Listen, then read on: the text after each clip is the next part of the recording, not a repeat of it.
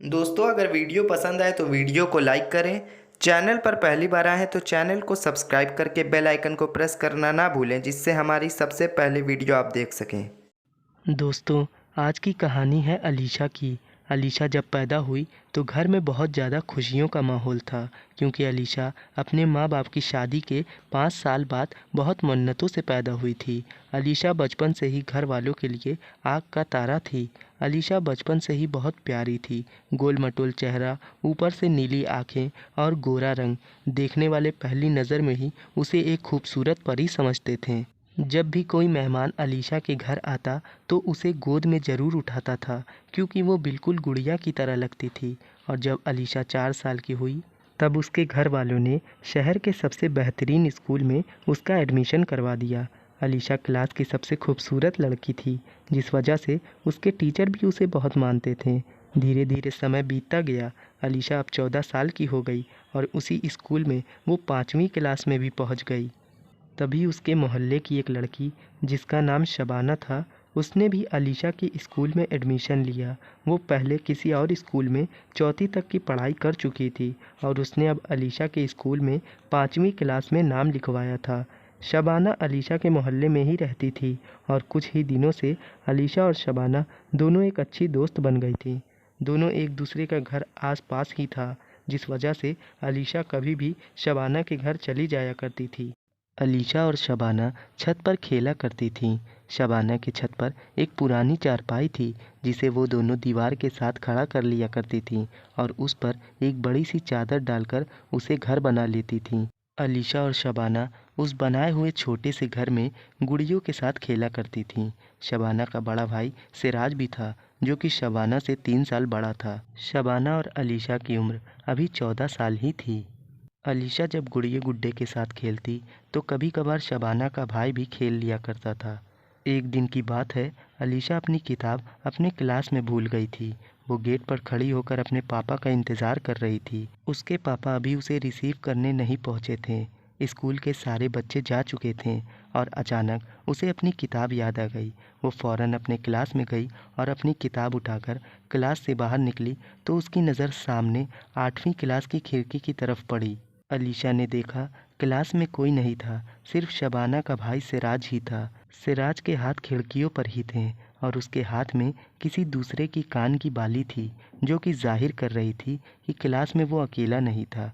ये देखकर अलीशा को बहुत अजीब सा लगा, इसलिए अलीशा वहाँ रुकी नहीं और वो तुरंत गेट पर आ गई। उसके पापा भी वहाँ पर पहुँच चुके थे।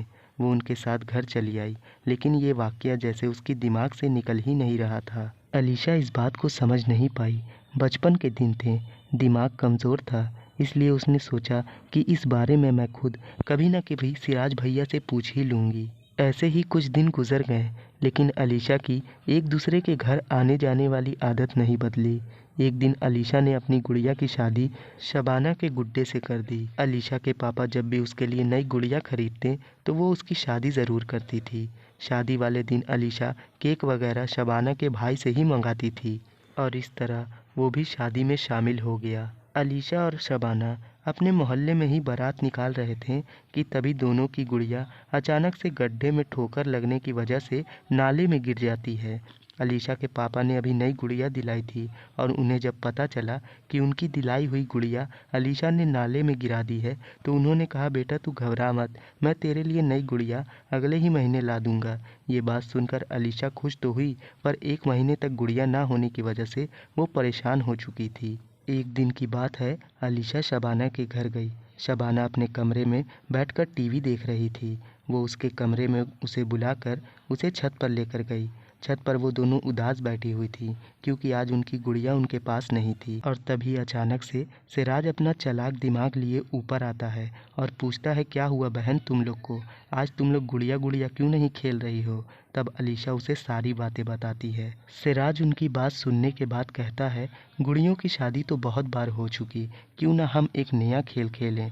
अलीशा सुनकर खुश हो जाती है और पूछती है, नया खेल, पर कैसा सिराज। सिराज बताता है, गुड़िया नहीं है तो क्या हुआ, फिर भी हम शादी शादी खेल सकते हैं। अलीशा पूछती है, पर कैसे। तो सिराज कहता है, तुम गुड़िया बन जाना और मैं गुड्डा बन जाऊंगा। बचपन के दिन थे, इतनी ज़्यादा समझबूझ नहीं थी।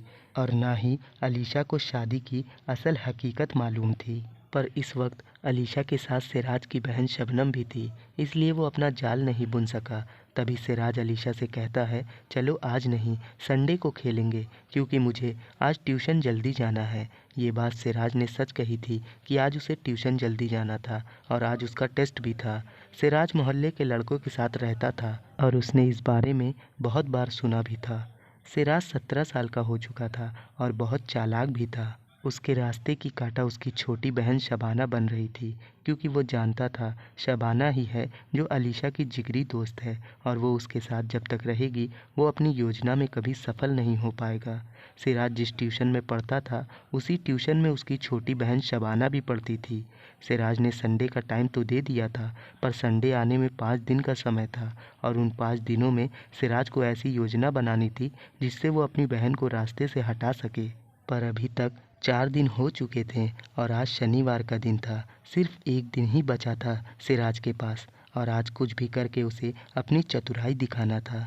सिराज अपनी बहन शबाना के साथ ट्यूशन जा रहा था।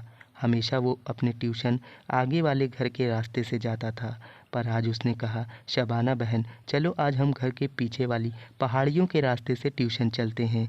शबाना मासूम थी, उसने कहा, ठीक है भैया, आप जैसा कहो। सिराज पहले जिस रास्ते से ट्यूशन जाता था उस रास्ते में एक भी गड्ढे नहीं थे और वो रास्ता बिल्कुल सीधा था और उस रास्ते से वो ट्यूशन 5 से 10 मिनट के अंदर ही पहुंच जाता था। पर घर के पीछे वाला रास्ता पहाड़ों से होकर गुजरता था, जिस वजह से वो रास्ता ठीक नहीं था। शबाना पहाड़ियों पर चढ़ी और चलते चलते ट्यूशन टीचर के घर का इंतज़ार कर रही थी। कुछ दूरी तय करने के बाद उसने सिराज भैया से कहा, भैया, लगता है हम गलत रास्ते पर आ गए हैं, अभी तक हम ट्यूशन नहीं पहुँचे हैं। सिराज तब कहता है, नहीं बहना, हम बिल्कुल सही रास्ते पर हैं, क्योंकि सिराज जानता था इस रास्ते में ही गड्ढे हैं और उसने पहले ही अपने दोस्तों के साथ मिलकर योजना बनाई हुई थी। और जैसे ही उस गड्ढे के पास वो पहुंचता है जहां पर अक्सर एक्सीडेंट होते थे, सिराज अपने पैर के सहारे शबाना को धक्का दे देता है। बेचारी शबाना उस गड्ढे में गिर जाती है। गड्ढे में गिरने की वजह से शबाना को बहुत बुरी चोट आती है। सिराज ने पहले ही सारी योजना बनाई हुई थी, इसलिए वहाँ पर उसने रिक्शे का इंतज़ाम पहले ही कर लिया था और वो गड्ढे में से शबाना को निकालने के बाद तुरंत हॉस्पिटल लेकर चला जाता है और हॉस्पिटल के टेलीफोन से ही वो अपने मम्मी पापा को फ़ोन लगाता है, उन्हें सारी बातें बताता है और साथ ही शबाना को एडमिट भी करवा देता है। शनिवार का दिन था, शाम के 6 बज चुके थे, इसलिए सिराज के पापा भी ऑफिस से घर आ चुके थे और ये बात सुनने के बाद वो भी भागते हुए हॉस्पिटल आ जाते हैं। डॉक्टर शबाना की मां से बताती हैं कि शबाना का एक पैर टूट चुका है और उसके सर में भी गहरी चोट आई है, जिस वजह से 1 हफ्तों के लिए उसे हॉस्पिटल में ही रहना होगा। ये बात सुनकर सिराज बोलता है, मम्मी, आप अकेले कैसे रुक सकती हो? पापा को भी आपके साथ ही रुकना होगा और मैं घर का ख्याल रख लूँगा, क्योंकि इस वक्त मोहल्ले में चोरी बहुत ज़्यादा हो रही है और घर को अकेला छोड़ना ठीक भी नहीं होगा। आज की रात और कल से ही आप लोग ही हॉस्पिटल में शबाना का ख्याल रखिएगा, मैं घर का ख्याल रख लूँगा। मेरे एग्ज़ाम भी शुरू होने वाले हैं, जिस वजह से मुझे पढ़ाई भी करनी है। ये बात सुनकर शबाना कहती है, भैया, आप मेरी वजह से अपनी पढ़ाई मत छोड़िएगा और भैया, अब आपको घर जाना चाहिए और अगर अलीशा घर पर आएगी तो मेरे बारे में उसे बता दीजिएगा कि ट्यूशन जाते वक्त एक छोटा सा एक्सीडेंट हो गया था, जिस वजह से मैं हॉस्पिटल में हूँ और कुछ हफ्तों में ठीक होने के बाद मैं उससे ज़रूर मिलूँगी। इतना सब कुछ होने के बाद सिराज घर चला जाता है और रात गुजरने का इंतज़ार करता है। सिराज को नींद नहीं आ रही थी, वो बहुत खुश था और वो अपने कमरे में जाकर सो गया। सुबह हो गई। हमेशा की तरह आज भी अलीशा अपनी दोस्त शबनम के घर आई। अलीशा ने पूछा, शबाना कहाँ है भैया? तो उसने बताया, अरे वो तो बाज़ार गई है मम्मी और पापा के साथ, उन्हें आने में रात हो जाएगी। पर अलीशा, तुम फिक्र मत करो, मैंने तुम्हें जो ज़बान दी थी मैं अपनी ज़बान से मुकरूंगा नहीं, आज तुम गुड़िया ज़रूर बनोगी। ये बात सुनकर अलीशा हाँ कहती है और दोनों छत पर चले जाते हैं, जहाँ उन्होंने चारपाई को घेर कर गुड़िया और गुड्डे का कमरा बनाया हुआ था। अलीशा नहीं जानती थी कि उसको आज जाल बुनकर फंसाया गया है। छत पर 2 घंटे बीत जाते हैं। सिराज बहुत खुश था और अलीशा को कहता है, शायद आज शबाना घर नहीं आएगी, कल तुम फिर आना। बेचारी अलीशा चुपचाप घर चली जाती है और दूसरे दिन बेचारी फिर शबाना के घर चली आती है। अलीशा देखती है आज भी शबाना घर पर नहीं थी और आज 2 से 3 घंटे बाद फिर उसे सिराज वही बात कहकर घर भेज देता है। और ऐसे ही 1 हफ्तों तक वो अलीशा को गुड़िया और गुड्डे के खेल में बेवकूफ़ बनाता रहता है। और 1 हफ्ते बाद जब शबाना हॉस्पिटल से घर आ जाती है, पर तब तक देर हो चुकी होती है। सिराज अपनी योजना में कामयाब हो चुका था और बेचारी अलीशा घर पर भी इस बारे में किसी से कुछ नहीं कहती है। अब ऐसे ही कुछ साल बीत जाते हैं। बेचारी अलीशा को जब अक्ल आती है तब उसे अपनी गलती का एहसास होता है और उसको अपनी इज्जत खोने का बहुत गम होता है। दोस्तों, आपने अखबार या न्यूज़ में कई बार ये खबर सुनी होगी। कभी 10 साल, 12 साल या 14 साल की बच्ची के साथ गलत होते सुना होगा। इसकी बहुत सारी वजह है, पर मेन वजह है उनके माँ बाप जो अपने बच्चों पर सही से ध्यान नहीं देते। अलीशा हमेशा अपने घर पर ये बताकर जाती थी कि मैं शबाने के घर जा रही हूँ, लेकिन उसके मम्मी और पापा ने ये जानने की कभी कोशिश ही नहीं की कि आखिर वो वहाँ जाकर करती क्या है। तो दोस्तों, इस कहानी से हमें ये सीख मिलती है कि हमेशा हमें अपने बच्चों पर नज़र रखनी चाहिए, क्योंकि कम उम्र में बच्चे मासूम होते हैं। दोस्तों, कहानी पसंद आए तो लाइक करें, शेयर करें। चैनल पर पहली बार आए थे तो हमारे यूट्यूब चैनल को सब्सक्राइब ज़रूर से करें।